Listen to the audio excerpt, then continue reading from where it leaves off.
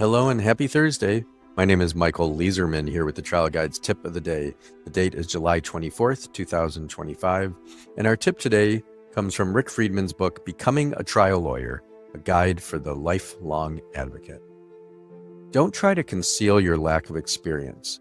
You may lose some clients this way, but not many. Most will appreciate your honesty, and you will communicate how important their case is to you. Yeah, we owe a duty of candor to our clients. The last thing you want is after you've worked the case, and let's say you're getting ready to go to trial, and then the client asks, well, have you tried this kind of case before? And you say no, and then they get cold feet or want to hire another lawyer. Just be honest right up front. If you're new to this kind of case, say, I hear what you're saying. I feel passionate about your case. I'd like to represent you. I believe you're right, and I'll fight for you. This is only my second time handling this kind of case, but I know I can get you to the finish line, and here's how we're going to do it. Here's why I feel that way. Well, whatever the truth is. We do that because it's ethically required, but we also do it. It builds a bond with your client.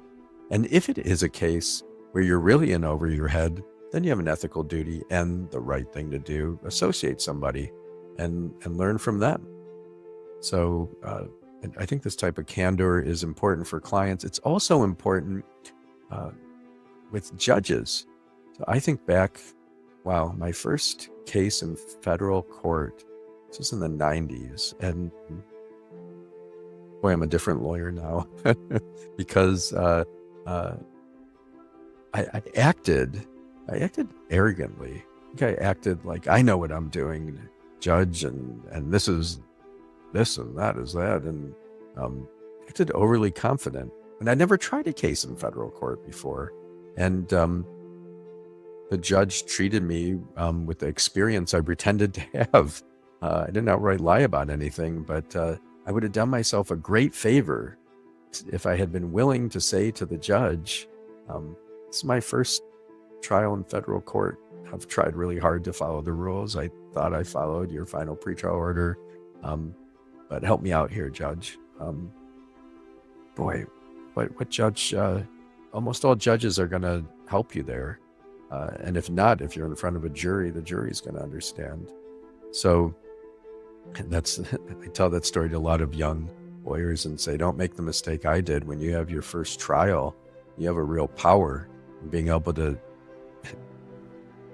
prepare, put on a great case, and be honest, just like you would with your clients. This is my first trial.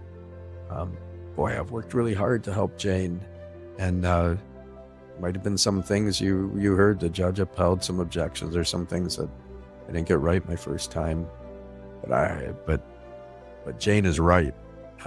Whatever missteps I might have taken, I'm proud this is my first case, and let's look at the evidence. Here goes. Just consider that. Don't be like me, who I was as a young lawyer, feeling like I need to have no cracks and no weaknesses, and pretend like I'm more experienced than I was back then. So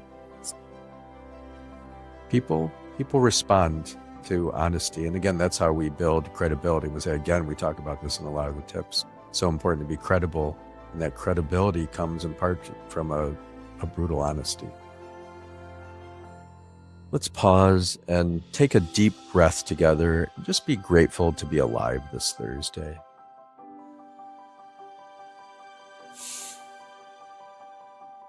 May the work that we do today help to reduce suffering in our lives, in our clients' lives, and reduce suffering in the world.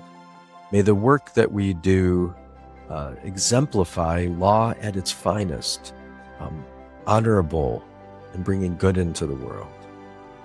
May we fiercely and compassionately champion our clients' causes. I'm going to ring a bell 3 times now.